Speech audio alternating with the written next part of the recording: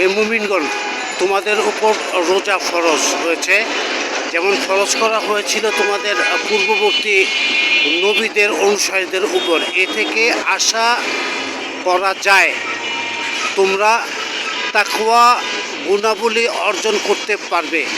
সূরা বাকারার 183তম আয়াত।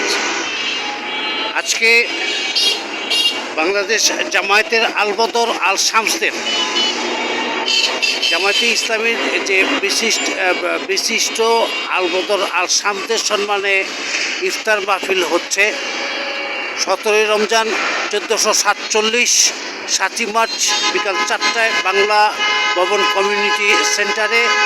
সভাপতি হিসেবে উপস্থিত থাকবেন মাওলানা আব্দুল জব্বার, কর্ম পরিষদ সদস্য বাংলাদেশ জামায়াত ইসলামী। এদের সাথে কে কে আছে আল বদর এবং আল শামস, এদেরকে ধরেন। এদের মানি ট্রানজ্যাকশনিং যে সেলফোনগুলো এগুলিকে করেন, গ্রেপ্তার করেন, করলে ভালো হয়। মোহাম্মদ ইমরানুল ইসলাম, BBI নিউজ, নারায়ণগঞ্জ।